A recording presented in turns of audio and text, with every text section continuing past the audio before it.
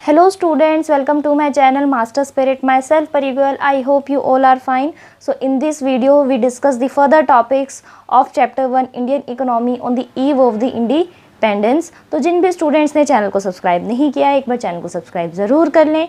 So without wasting our time let's start the video.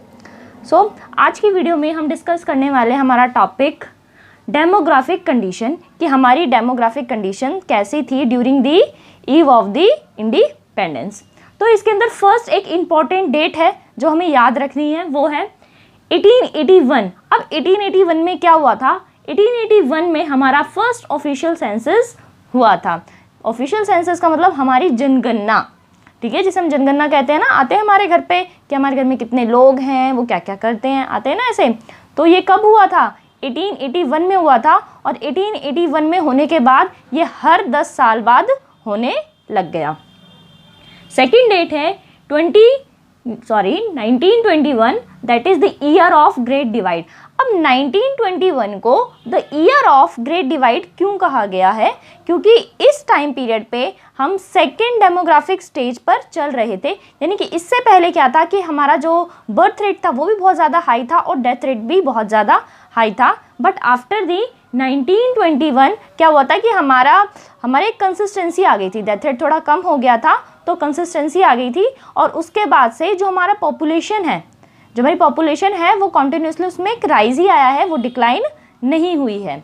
इसके बाद आता है the demographic condition during the colonial rule is describe in the following points, कि कैसे कैसे हुआ था कि ड्यूरिंग द ब्रिटिश पीरियड उनके सामने हमारी जो डेमोग्राफिक प्रोफाइल थी वो कैसी हो गई थी. तो first point is high birth rate and the death rate, कि उस टाइम पे हमारा जो बर्थ रेट था वो भी बहुत ज़्यादा हाई था और डेथ रेट था वो भी दोनों बहुत ही ज़्यादा हाई था. दोनों काफ़ी ज़्यादा हाई हो चुके थे और दोनों का हाई होना बहुत ही ज़्यादा गलत होता है. एक तो पॉपुलेशन बहुत ज़्यादा बढ़ रही है हाई बर्थ रेट से, और डेथ रेट अगर ज़्यादा होता है तो हमारा ह्यूमन कैपिटल फॉर्मेशन क्या होता है, वो ख़राब हो जाता है. सेकेंड है एक्सट्रीमली लो लिटरेसी रेट. अच्छा, मैं आपको एक बहुत इंटरेस्टिंग बात बताती हूँ. जब हम सब कुछ काउंट करते हैं ना, जैसे कि हम बर्थ रेट काउंट कर रहे हैं, डेथ रेट काउंट कर रहे हैं, तो पर 1000 करते हैं. आपकी बुक्स में भी लिखा होगा कि इतने पर 1000 पे इतने ज़्यादा हैं, पर 1000 पे इतने कम हैं. तो सारी चीज़ें तो पर 1000 पे काउंट होती है, बट एजुकेशन में अभी भी जो काउंटिंग होती है पर 100 होती है. तो हम इसी चीज़ से अंदाज़ा लगा सकते हैं कि कितने कम लोग जो हैं पढ़े लिखे नहीं हैं. कारण क्या है कि प्रॉपर स्कूल्स नहीं थे, प्रॉपर कॉलेजेस नहीं थे, तो हमारा जो लिटरेसी रेट था वो काफ़ी ज़्यादा कम था. Third point is poor health facilities. Obvious ही बात है कि हमारी जो हेल्थ फैसिलिटीज़ थी उस टाइम पे बहुत ही ज़्यादा बुरी हो गई थी. एक तो वहाँ उस टाइम पर ना एक महामारी भी आई थी, ठीक है, उसकी वजह से भी लोग बहुत ज़्यादा परेशान हो गए थे, ठीक है, उसका इलाज भी नहीं आया था और प्रॉपर वैक्सीनेशन भी नहीं था. जैसे अब है हर चीज़ के लिए फटाफट एक वैक्सीनेशन आ जाता है, जैसे कोविड का फटाफट से आ गया, बट पहले के टाइम पर ऐसा नहीं होता था. प्रॉपर हॉस्पिटल्स नहीं थे, प्रॉपर डिस्पेंसरीज नहीं थी, प्रॉपर क्लिनिक नहीं थे, ठीक है. इस वजह से हमारी जो हेल्थ फैसिलिटीज़ थी वो बहुत ही ज़्यादा बेकार थी और इसी वजह से हमारा जो डेथ रेट था वो बहुत ही ज़्यादा तेज़ी से बढ़ रहा था. Fourth is low life expectancy rate, कि हमारा जो लो लाइफ एक्सपेक्टेंसी का मतलब होता है कि जो इंडिविजुअली होते हैं ना वो कितना जिएंगे, वो कितना परस्यू करेंगे अपने लाइफ को. तो अब तो क्या है 65 तक तो एक इंडिविजुअल आराम से जी सकता है, ठीक है, अगर उसके साथ कोई भी मिसहैपनिंग नहीं होती है अपनी मतलब पूरी लाइफ में, तो वो कितना जिएगा 65-70 तक तो बहुत ईजिली जी सकता है. बट उस टाइम पर जो रेट था वो काफ़ी ज़्यादा कम हो गया था. कितना हो गया था? 32 ईयर्स ही रह गया था. ऐसा इसलिए हुआ था कि उस टाइम पे बहुत ही ज़्यादा लोग सफ़र कर रहे थे माल न्यूट्रिशन और स्टारवेशन से, ठीक है. जब ये रेट कम हो जाता है तो इससे पता चलता है कि हमारा जो ह्यूमन कैपिटल फॉर्मेशन है वो कितना ज़्यादा डिस्ट्रॉय हो रहा है. फिफ्थ पॉइंट है वाइड स्प्रेड पॉवर्टी. ऑब्वियसली बात है हेल्थ फैसिलिटीज़ नहीं है, लोग बहुत ज़्यादा मर रहे हैं, लोग पढ़े लिखे नहीं हैं, तो इससे पॉवर्टी अपने आप ही बढ़ेगी और जो स्टैंडर्ड ऑफ लिविंग है लोगों का वो भी बहुत ज़्यादा कम होगा. सिक्स पॉइंट है, और सिक्स पॉइंट भी काफ़ी इंपॉर्टेंट है, कभी कभी 1 मार्क्स में आपसे पूछ लिया जाता है। High infant mortality rate. अब ये हाई इन्फर्ट मोर्टेलिटी रेट क्या होता है कि जो 1 साल से कम, मतलब जो छोटे बच्चे होते हैं जिनकी एज अभी 1 साल नहीं हुई होती और वो मर जाते हैं 1 साल होने से पहले, तो इसे हम क्या कहते हैं, हाई इन्फर्ट मोर्टेलिटी रेट कहते हैं। ठीक है, तो उस टाइम ये भी बहुत ज़्यादा क्या था, फैल गया था। ठीक है, मतलब बहुत ही ज़्यादा जो छोटे बच्चे थे वो मरने लग गए थे। सो हमने डेमोग्राफिक कंडीशंस में पढ़ा, 2 इंपॉर्टेंट डेट्स पढ़ी, that is official census and the year of great divide. ये अच्छे से याद रखना, बहुत बार पूछा जाता है और ये काफ़ी इंपॉर्टेंट भी है। इसके बाद हमने पढ़ा कि हाई डेथ रेट था, बर्थ रेट था, लो लिटरेसी रेट था, पुअर फैसिलिटीज़ थी, वाइड स्प्रेड पॉवर्टी थी, इन्फर्ट मोर्टेलिटी रेट काफ़ी ज़्यादा हमारा क्या था, हाई हो गया था। ठीक है, डेमोग्राफिक प्रोफाइल हमारी यहीं पर ख़त्म हो जाती है।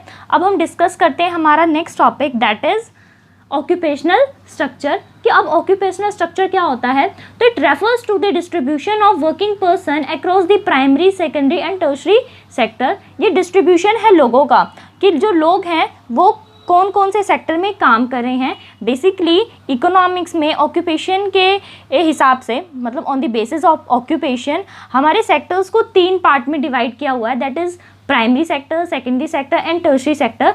तो इसमें हम पढ़ने वाले हैं कि प्राइमरी सेक्टर में क्या आता है, सेकेंडरी सेक्टर में क्या आता है और टर्शरी सेक्टर में क्या आता है, और कितने कितने लोग इनमें एंगेज हैं, कि प्राइमरी सेक्टर में कितने काम करते हैं, सेकेंडरी सेक्टर में कितने काम करते हैं और टर्शरी सेक्टर में कितने लोग काम करते हैं। तो फर्स्ट इज प्राइमरी सेक्टर। तो प्राइमरी सेक्टर में हम नेचुरल रिसोर्सेज का इस्तेमाल करते हैं, जैसे कि लैंड, वाटर, सॉइल, ठीक है, एसेट्रा।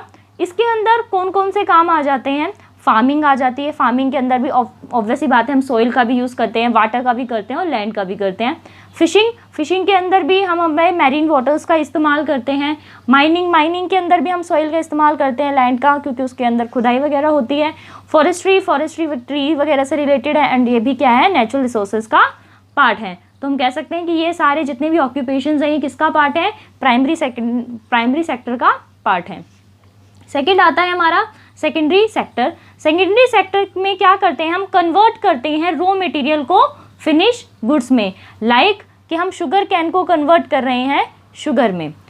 एक और इम्पॉर्टेंट पॉइंट है, वो है secondary sector depends on primary sector. मैंने ऐसा क्यों बोला कि जो सेकेंडरी सेक्टर है वो डिपेंड करता है प्राइमरी सेक्टर पे, तो इसका रीज़न ये है कि ऑब्वियसली बात है कि जब तक primary sector sugar cane produce करके नहीं देगा तब तक सेकेंडरी सेक्टर शुगर प्रोड्यूस नहीं कर सकता है। इसलिए मैंने इसे कहा कि जो सेकेंडरी सेक्टर है वो डिपेंड करता है प्राइमरी सेक्टर पे। थर्ड आता है हमारा टर्शरी सेक्टर। सो टर्शरी सेक्टर में जितनी भी सर्विसेज हैं वो इंक्लूड होती हैं, जैसे कि ट्रांसपोर्ट की, एजुकेशन की, फाइनेंस की, और ये दोनों ही सेक्टर्स पे डिपेंड करता है, प्राइमरी पर और सेकेंडरी पर। सो अभी हमने क्या पढ़ा कि जो हमारा ऑक्यूपेशन स्ट्रक्चर है वो 3 पार्ट्स में डिवाइड है, कि प्राइमरी सेक्टर में क्या आता है, सेकेंडरी सेक्टर में क्या आता है और टर्शरी सेक्टर में क्या आता है। अब हम बात करते हैं कि ड्यूरिंग द ब्रिटिश रूल हमारा जो ऑक्यूपेशनल स्ट्रक्चर था वो कैसा था।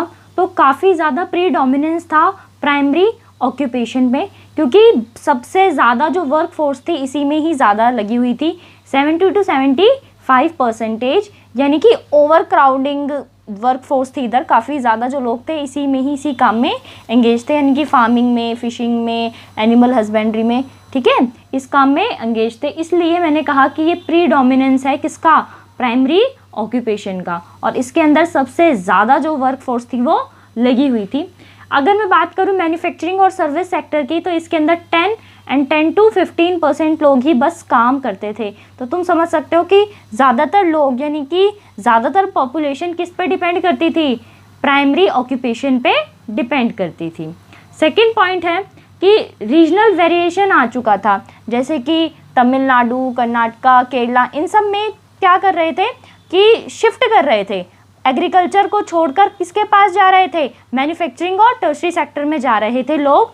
बट जैसे उड़ीसा हो गया, राजस्थान हो गया, हरियाणा हो गया, इसमें क्या कर रहे थे लोग, क्या कर रहे थे, ज़्यादातर प्राइमरी ऑक्यूपेशन में ही एंगेज्ड हो रहे थे। और इसके अंदर क्या हो रहा था कि ब्रिटिश गवर्नमेंट का सबसे बड़ा हाथ था, क्योंकि उन्होंने कमर्शलाइजेशन ऑफ एग्रीकल्चर चालू कर दिया था। वो फोर्स कर रहे थे इंडिगो वगैरह को उगाने के लिए, ठीक है। और हैंडीक्राफ्ट भी ख़त्म हो गया था, तो हमारे जो हैंडीक्राफ्ट के जो भी क्राफ्टमैन थे उनके पास कोई ऑप्शन नहीं था, और वो ज़्यादातर किस में आ रहे थे, एग्रीकल्चर सेक्टर में ही आ रहे थे। इस वजह से क्या होता, हमारा डोमिनेंस हो रहा था प्राइमरी ऑक्यूपेशन का, ठीक है।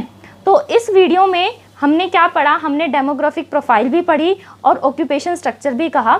ऑक्यूपेशन स्ट्रक्चर थोड़ा कम पूछा जाता है, ज़्यादातर डेमोग्राफिक प्रोफाइल से ही क्वेश्चंस आते हैं, ठीक है।